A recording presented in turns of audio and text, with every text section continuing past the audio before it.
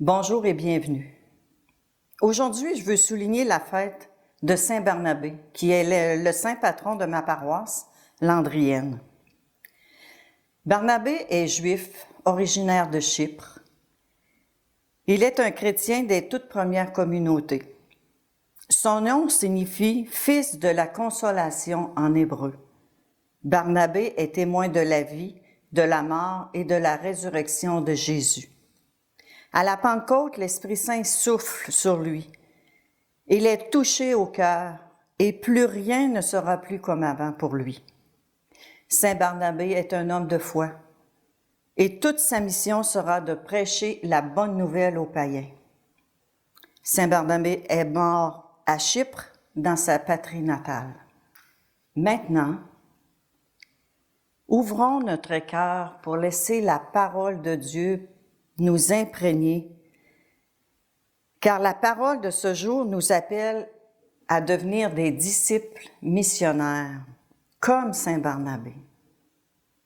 Évangile de Jésus-Christ selon Saint Matthieu. Gloire à toi, Seigneur Jésus. Jésus, le roi des rois, c'est Jésus, le bon pasteur. Alléluia, alléluia, alléluia,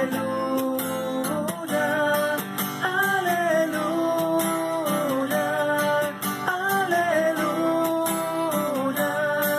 amen. En ce temps-là, Jésus disait à ses apôtres, « Sur votre route, proclamez que le royaume des cieux est tout proche. Guérissez les malades, ressuscitez les morts, purifiez les lépreux, expulsez les démons. Vous avez reçu gratuitement, donnez gratuitement. Ne vous procurez ni or, ni argent, ni monnaie de cuivre à mettre dans vos ceintures, ni sac pour la route, ni tunique de rechange, ni sandales, ni bâton. L'ouvrier, en effet, mérite sa nourriture. Dans chaque ville ou village où vous entrerez, informez-vous pour savoir qui est digne de vous accueillir et restez là jusqu'à votre départ. En entrant dans la maison, saluez ceux qui l'habitent. Si cette maison en est digne, que votre paix vienne sur vous. Si elle n'en est pas digne, que votre paix retourne vers vous. Acclamons la parole de Dieu. Louange à toi, Seigneur Jésus.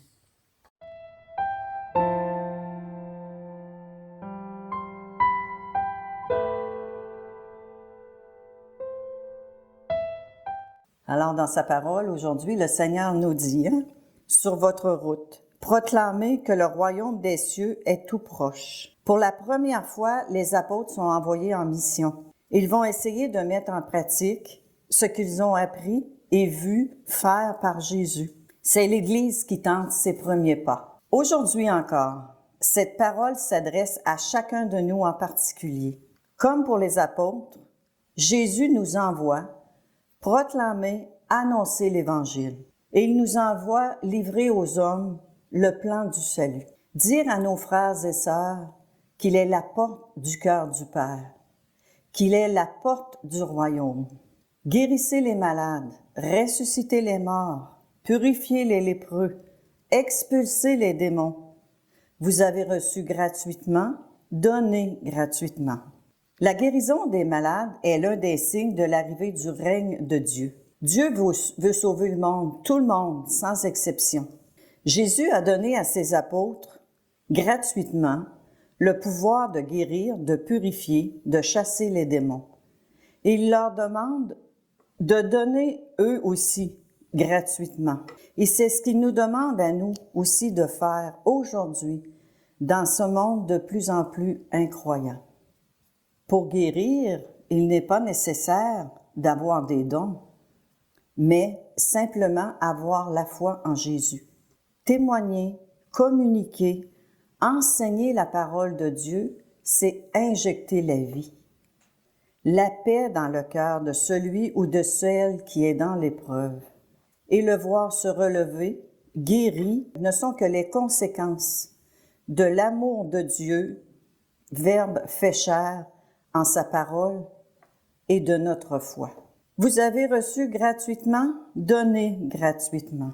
J'ai le goût de vous faire un petit témoignage. Cette parole m'interpelle vraiment.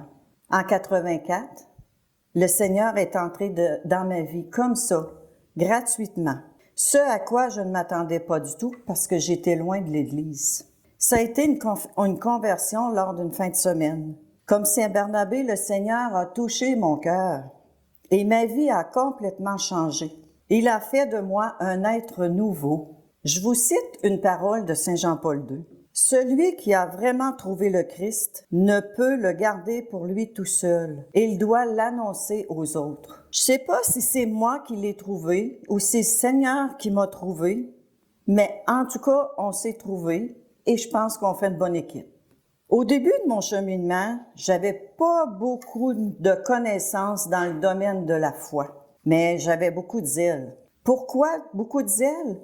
Le Seigneur savait que j'étais une personne gênée et surtout pas fonceuse. Mais j'avais le goût de transmettre ce que j'avais reçu gratuitement, d'évangéliser, et le Seigneur me donnait son Esprit Saint pour m'éclairer, m'instruire, me former, me guider à mesure que je m'impliquais dans l'évangélisation. J'apprenais à évangéliser. Et ça continue encore aujourd'hui parce que j'en ai encore beaucoup à apprendre. Hein? Il suffit de répondre à son appel et lui nous donne ce dont nous avons besoin. Et ça, j'y crois vraiment. Je peux dire que dans toutes ces années, j'ai vu beaucoup de guérison, de libération, de conversion. Des gens qui arrivaient dans les fins de semaine de ressourcement dans la tristesse, le découragement, le doute, et ils repartaient dans la joie et l'espérance et avec plus de confiance dans la foi. Et le Seigneur fait encore des merveilles de nos jours lorsque nous acceptons de donner de notre temps gratuitement autour de nous. Quand le Seigneur dit « Ne vous procurez ni or, ni argent, ni monnaie, ni tunique de rechange, ni sandales, ni bâton », je crois qu'il veut dire que c'est pas nécessaire d'avoir toutes les connaissances, mais il nous demande de témoigner de sa présence dans notre milieu en lui faisant confiance et en se rendant simplement disponible.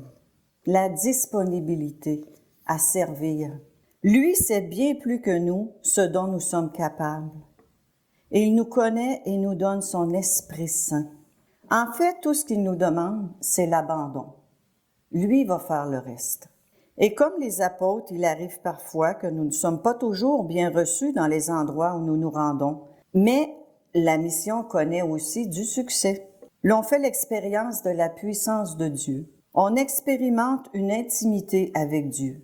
On connaît la joie de la mission et les fruits de la mission deviennent nourriture pour nous à travers la parole de ce jour, où le Christ nous invite à collaborer avec lui pour notre salut et celui du monde, acceptons avec joie, malgré nos faiblesses humaines, d'être des témoins de son amour, de sa présence, qu'il nous accorde d'annoncer fidèlement sur les routes du monde sa parole, chemin d'espérance et de vie.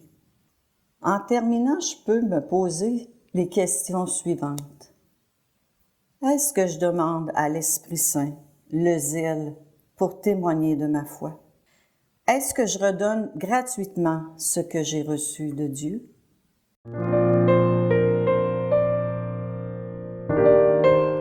Maintenant, prenons le temps de dire un Notre Père, du plus profond de notre cœur, en demandant au Seigneur de faire tomber les barrières de la gêne et de nous donner plus d'audace et de zèle pour aller annoncer un Christ ressuscité.